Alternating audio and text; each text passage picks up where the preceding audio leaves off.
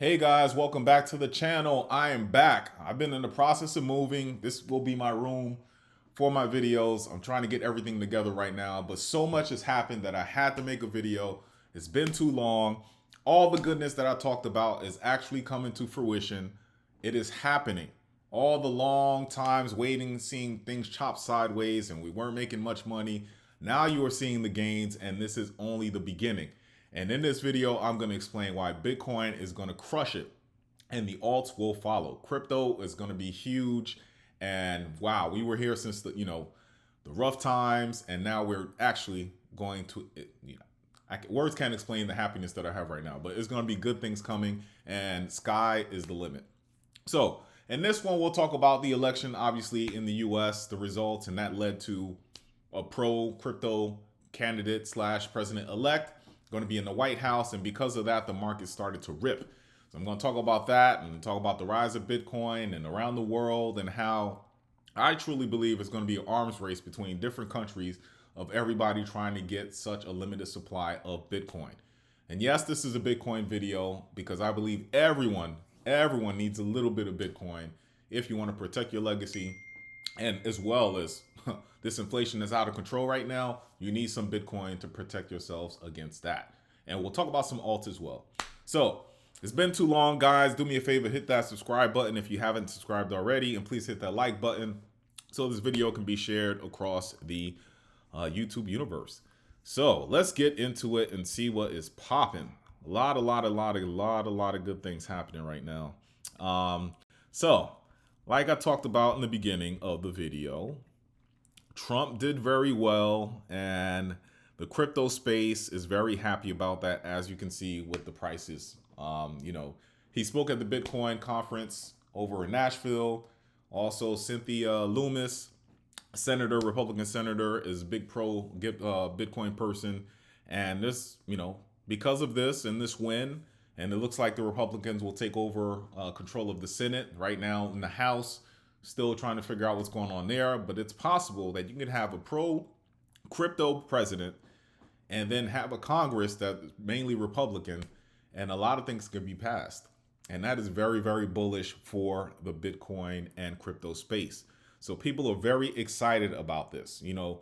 Long ago, not too long ago, we had Gary Gensler and some people basically putting roadblocks up against crypto.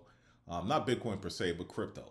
Calling a lot of things security. We know about the lawsuit with Ripple. A lot of Wells notices being sent to different DeFi projects and all of that. Maybe that's going to end. And Trump even said that once he gets into office, he will be firing Gary Gensler. Hopefully he puts someone in place that is pro Bitcoin as well, pro crypto, and we can actually innovate and people can make a lot of gains, a lot of money. So this is very, very bullish for the crypto space. And you could tell, just look at this, all green. Bitcoin hit 76, over 76,000 today, a new high. Look at Ethereum. Ethereum's actually waking up. Ethereum's at 28, almost 2,900. Sol's almost about to hit 200. Just a lot of goodness going on. Doge was running for a little bit because of, Elon's relationship with Trump and everything, but it's cooling off right now. But look at ADA. ADA hit 40 cents. ADA's up 11% today, 11.6% to be exact. AVAX waking up. All the alts are waking up. Bitcoin rises and the alts will follow. It's crazy. Now, if we look at the global crypto market cap right now, 2.5 trillion, up almost 7% within 24 hours. That is nice. That's what you love to see. However, Bitcoin dominance is still high. So altcoin season is not here quite yet. Once this goes down, then the alts will start rising and we'll see true gains. But for right now, things are looking good, right? Look at Bitcoin for the past 24 hours, 8.2%. ETH is up 11%. Solana up 12%. BNB up 4.5%. XRP up 5.6%. Doge up 15%. ADA, we just talked about, doing good. Toncoin, not so much. But Avalanche up 12.2%. Chainlink 11.7%. Sui up almost 15%. You love to see it. Litecoin 7.8%. Near 10%. We like Near on this channel. Pepe, we like Pepe as far as the mean, 15.5%. ICP, we like ICP as well, 6.7%. So just goodness all around, guys. And this is when I love to make videos. Sometimes it's hard to get on here and talk about crypto when I know people are not too happy about the way things are going and kind of bearish, and you hear me talk about, hey, hold on, keep buying, it's a good buying opportunity. It's for days like this. Days like this, when you were filling your bags when things were cheap. Look at you now. Dog with hat, we like it, 14.4%. Just goodness all around. Injective is waking up. Look at Injective, 22%, up to $21.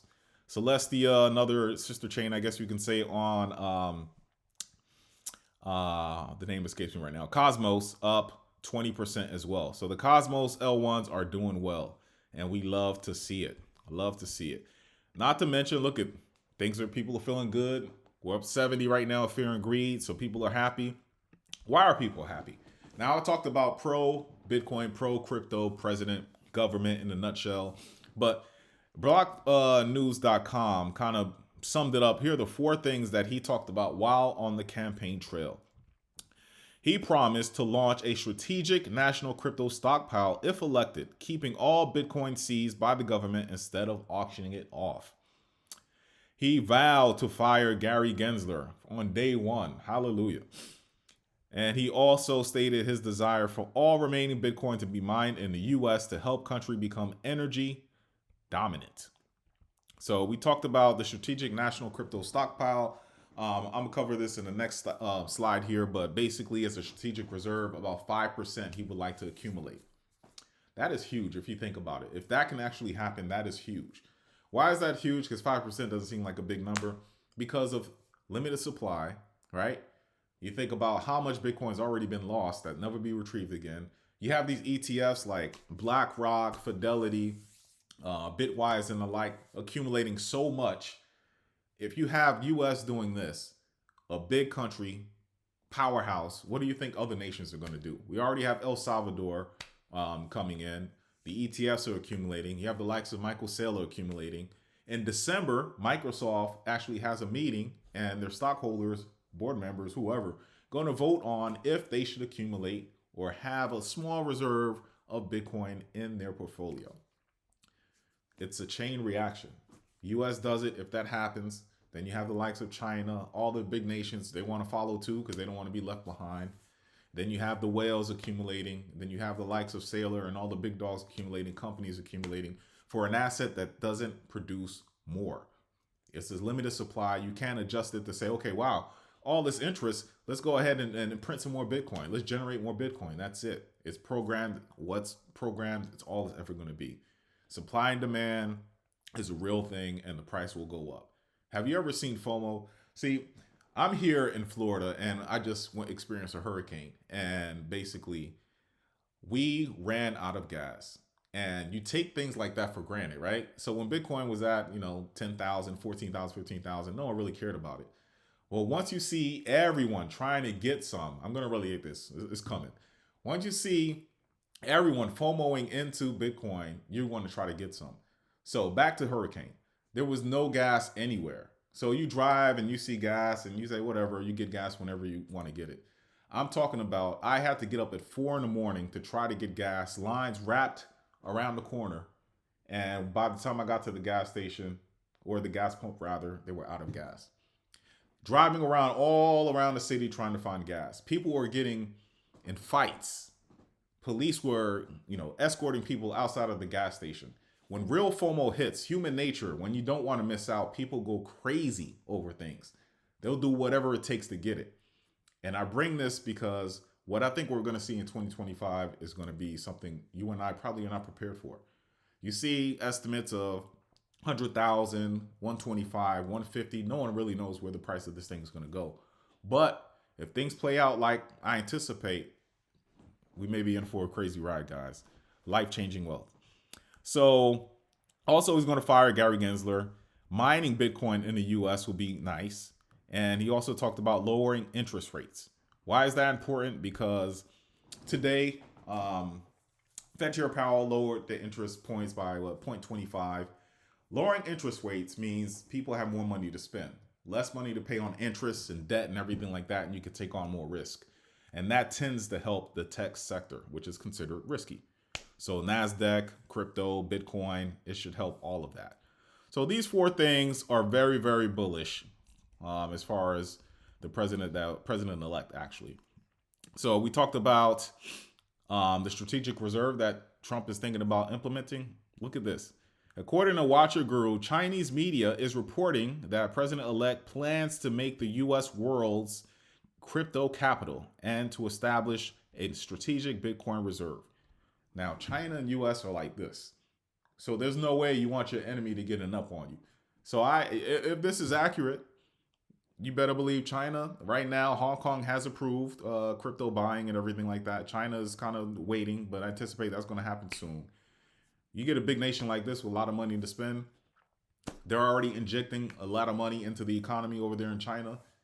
Once they allow Bitcoin trading, crypto, people can buy it, their citizens can buy it. The government's going to start buying. Then they say, oh, wow, U.S. is buying, China is buying. What are these other nation states going to do? Probably going to buy too, right? So we have another Fed meeting next month. Today, Powell cut it down 0.25. It's anticipated that in December 18th to be exact, he'll cut it down another 0.25. And like talked about lowering interest rates, more money into the economy, slushing around. People are going to spend more money. People are going to feel good. And that's only going to help the crypto space. Now, this was last week before all this information came out, before the election on Tuesday, right? Before that even happened. And if we look at last week, as far as institutional money, where was it going into? It was going into Bitcoin, 2.1. Is that right? 2.1 million. Ethereum, 9.5 million. Solana, 5.7 million. Litecoin, there was an outflow there. Shorting Bitcoin, haha, I'm sure they all got wrecked. And basically, it looks like the big winners, obviously Bitcoin with the heavy inflow. So I take that back. That was 2.1 billion. Ethereum, 9.5 million. And then Solana had 5.7 million inflow. So if you look at the year-to-date inflows, about 27 billion institutional money into Bitcoin alone. Ethereum had 758 million. Solana had 69 million. So these look to be the three assets that institutional money is headed into. And this is before retail interest really comes in. So that's something to look at. Also, according to Ecoin metrics, Bitcoin is catching up to NVIDIA. It has surpassed gold, right? Bitcoin is now back in second place, ahead of Meta, Facebook, and gold. So this is where Bitcoin is after Tuesday. This is Meta right here, plus 66%. It is a high asset, according to market cap and all of that. So NVIDIA is number one, Bitcoin number two, Meta number three, and then for all the gold bugs, gold is number four.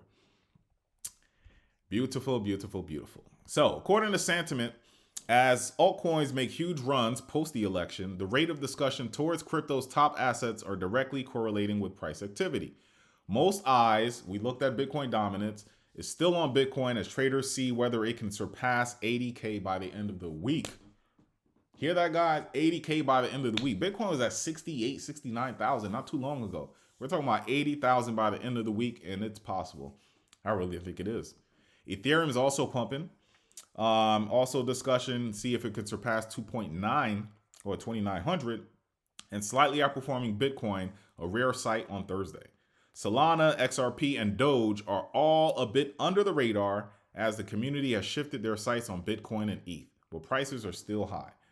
A lot of people thought ETH was dead in the wind. I didn't think so.